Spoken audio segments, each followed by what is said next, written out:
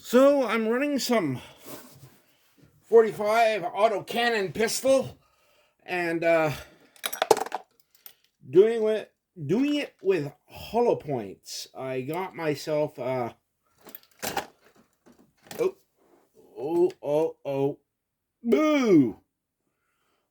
I got myself ruined the case. I got myself a bunch of range brass that I'm working on. I've separated large from small primer, and I'm running some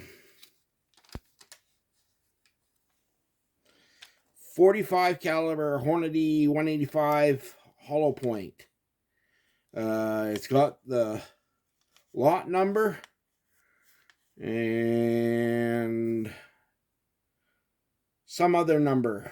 I don't know what it is, but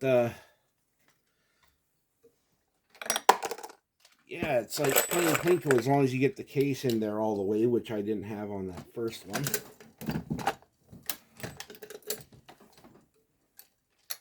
And dropped it. It drops right down in there, and it matches the size requirements.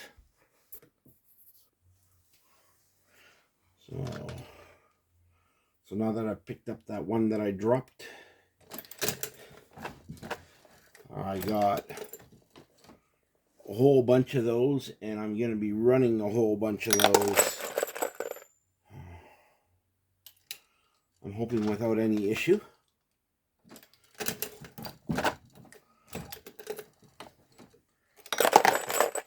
And the 550, after you deprime and everything, size, when you bring it down, that's when I press forward, that's when you push the primer in. And I'm using Ginix primers because I got a deal on those a while ago, so I'm running those.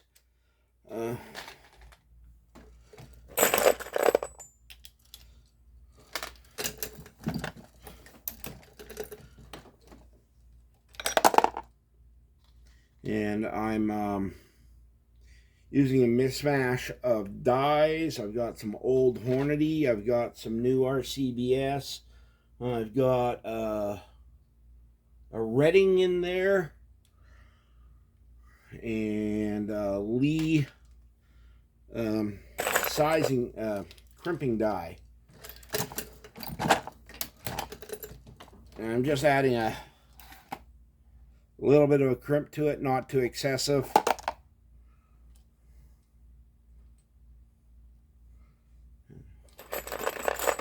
Trying to load it for 900 feet per second.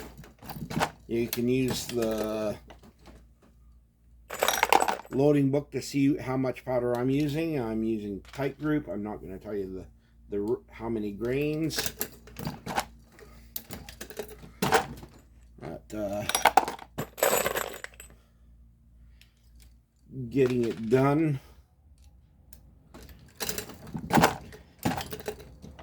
As this was the first time for this caliber on this press, it took me about an hour, give or take, just because I went and started off with a fresh tool head and wanted to be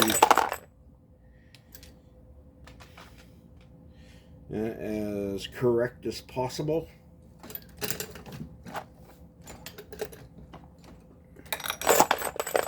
And so this is how easy they are to turn out. You know, it's a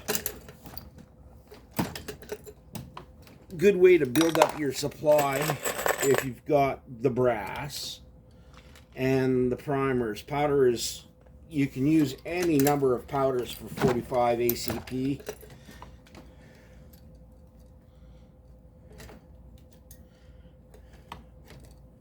And something didn't feel right, and it wasn't right. Oh, that's a large primer. It won't accept a small primer. So I advance it one just to make sure that I don't double charge a case, which could be catastrophic, and I never want that. I've already had I've had all sorts of other failures, and I don't want an easily avoidable one like that.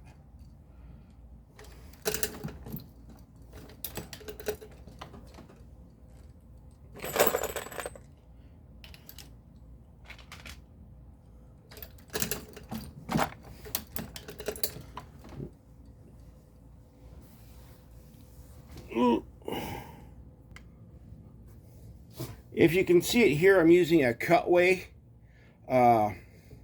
tool head. I just got it, just giving it a try. But the one thing I can see about it is that you can't use the full-size locking die nuts on it, whatever they're, lock nuts, whatever you want to call them. I'm gonna have to find myself another one after I mark off the height of the die, and then I can swap it out so I can properly lock it down. But right now I've got it locked down against the base of the machine.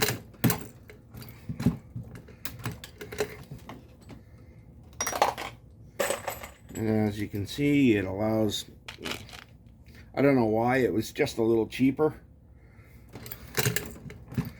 Maybe for some of those ultra small rounds, 22 Hornet and whatnot. I have no idea.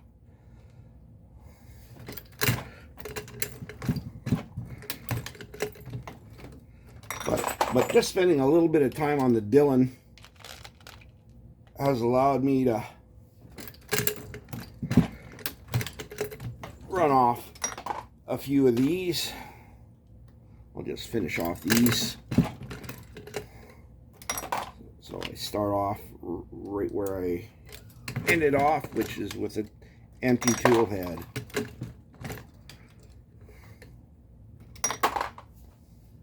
And that's how easy it is.